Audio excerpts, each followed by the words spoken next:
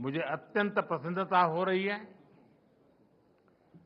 मुझे विश्वास है कि यह समिट एक human centric, sensitive, global AI ecosystem के निर्माण में अहम भूमिका निभाएगा। फ्रेंड्स, हम इतिहास पर नजर डालें तो पता चलता है कि इंसान ने हर डिसरप्शन को एक नए अवसर में बदला है। आज हमारे सामने फिर ऐसा ही अवसर आया है। हमें मिलकर इस डिसरप्शन को मानवता के सबसे बड़े अवसर के रूप में बदल देना है। फ्रेंड्स, भारत बुद्ध की धरती है और भगवान बुद्ध ने कहा था, right action comes from right understanding. इसलिए ये बहुत आवश्यक है कि हम साथ मिलकर ऐसा रोड मैप बनाएं जिससे एआई का सही इम्पैक्ट दिखे। और सही इम्पैक्ट तभी आता है जब हम सही समय पर, सही नियत से सही निर्णय लेते हैं। फ्रेंड्स, कोविड ग्लोबल पैंडेमिक के समय दुनिया ने देखा है कि जब हम एक दूसरे के साथ खड़े होते हैं तो असंभव भी संभव हो जाता है। वैक्सीन विकास से लेकर सप्लाई चेन तक, डेटा साझा करने से लेकर जीवन बचाने तक सहयोग ने ही समाधान दिया। टेक्नोलॉजी कैसे मानवता की सेवा का माध्यम बन सकता है, ये हमने भारत में कोविड काल में देखा है। हमारा जो डिजिटल वैक्सीनेशन प्लेटफॉर्म था, उसने करोड़ों लोगों को समय पर वैक्सीनेट कराने में बहुत मदद की। हमारे यूपीआई ने उन मुश्किल परिस्थितियों में भी ये सुनिश्चित किया कि लोग आसानी से ऑनलाइन ट्रांजैक्शन करते रहें। यूपीआई ने भारत में डिजिटल डिवाइड को दूर करने में भी बहुत बड़ी भूमिका निभाई है। बीते वर्षों में भारत ने एक वाइब्रेंट डिजिटल पब्लिक इंफ्रास्ट्रक्चर बनाया है। हम इसे दुनिया के साथ भी शेयर कर रहे हैं, क्योंकि हमारे लिए टेक्नोलॉजी पावर का नहीं बल्कि सेवा का माध्यम है। पावर नहीं, एम्पावर करना। एआई की दिशा भी ऐसी होनी चाहिए जिससे पूरी मानवता का कल्याण हो।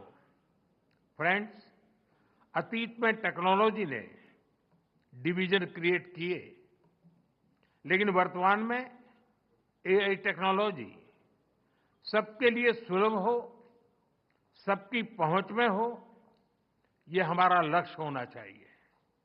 इसलिए आज जब हम एआई के फ्यूचर पर चर्चा कर रहे हैं तो हमें ग्लोबल साउथ की आकांक्षाओं और प्राथमिकताओं को भी एआई गवर्नेंस के केंद्र में रखना होगा। एक्सेलेंसी, युग चाहे कोई भी रहा हो, एथिक्स हमेशा ही चर्चा के केंद्र में रहा है। अंतर बस इतना आया है कि पहले अनएथिकल बिहेवियर का दायरा बहुत छोटा होता था, लेकिन एआई में इसका दायरा असीमित है, अनलिमिटेड है। इसलिए एआई के लिए हमें एथिकल बिहेवियर और नॉर्म्स का दायरा भी असीमित बनाना होगा। एआई कंपनियों के सामने बहुत बड़ी जिम्मेदारी है। प्रॉफिट के साथ साथ पर्पज पर भी फोकस हो। ऐसे एथिकल कमिटमेंट की बहुत आवश्यकता है। व्यक्तिगत स्तर पर एआई हमारी लर्निंग, इंटेलिजेंस और इमोशंस को प्रभावित कर रही है। एक्सेलेंसी, एआई के एथिकल उपयोग के लिए मेरे 3 सुझाव हैं। फर्स्ट, डेटा सॉवरेनिटी को रिस्पेक्ट करते हुए एआई ट्रेनिंग के लिए एक डेटा फ्रेमवर्क बने। जैसे एआई में कहा जाता है, गार्बेज इन, गार्बेज आउट। अगर डेटा सुरक्षित, संतुलित, विश्वसनीय नहीं होगा तो आउटपुट भी भरोसेमंद नहीं होगा। इसलिए ग्लोबल ट्रस्टेड डेटा फ्रेमवर्क जरूरी है। सेकंड, एआई प्लेटफॉर्म अपने सेफ्टी रूल्स बहुत क्लियर और ट्रांसपेरेंट रखें। हमें ब्लैक बॉक्स के बदले ग्लास बॉक्स अप्रोच चाहिए, जहां सेफ्टी रूल्स देखे और वेरीफाई किए जा सके। तब अकाउंटेबिलिटी भी क्लियर होगी और बिजनेस में एथिकल बिहेवियर को भी बूस्ट मिलेगा। थर्ड, एआई रिसर्च में पेपर क्लिप प्रॉब्लम का उदाहरण दिया जाता है। अगर किसी मशीन को सिर्फ पेपर क्लिप बनाने का लक्ष्य दे दिया जाए तो वह उसका एक काम के लिए दुनिया के सारे रिसोर्सेज को दांव पर लगाकर भी वही काम करती रहेगी। इसलिए एआई को क्लियर ह्यूमन वैल्यूज और गाइडेंस की जरूरत है।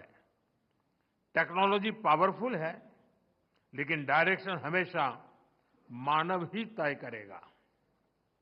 फ्रेंड्स, आर्टिफिशियल इंटेलिजेंस, एआई की ग्लोबल जर्नी में एस्पिरेशनल इंडिया एआई की बड़ी भूमिका है और अपने इस दायित्व को समझते हुए भारत आज बड़े कदम उठा रहा है। अपने एआई मिशन के माध्यम से आज भारत में 38,000 जीपीएस मौजूद हैं और अगले 6 महीनों में हम 24,000 जीपीयूज और लगाने जा रहे हैं। हम अपने स्टार्टअप्स को बहुत ही अफोर्डेबल रेट्स पर वर्ल्ड क्लास कंप्यूटिंग पावर उपलब्ध करा रहे हैं। हमने एक एआई कोष भी बनाया है। इसके माध्यम से 7,500 से अधिक डेटा सेट्स और 270 एआई मॉडल्स को नेशनल रिसोर्स के रूप में शेयर किया गया है। फ्रेंड्स, एआई को लेकर भारत की दिशा स्पष्ट है, भारत का विचार स्पष्ट है। एआई पूरी मानवता की भलाई के लिए एक शेयर्ड रिसोर्स है। हमें मिलकर ऐसा एआई फ्यूचर बनाना होगा जो इनोवेशन को आगे बढ़ाए, इंक्लूजन को मजबूत करे और ह्यूमन वैल्यूज का समावेश करके आगे बढ़े। जब टेक्नोलॉजी और ह्यूमन ट्रस्ट साथ साथ चलेंगे तो एआई का सही इंपैक्ट दुनिया पर दिखेगा।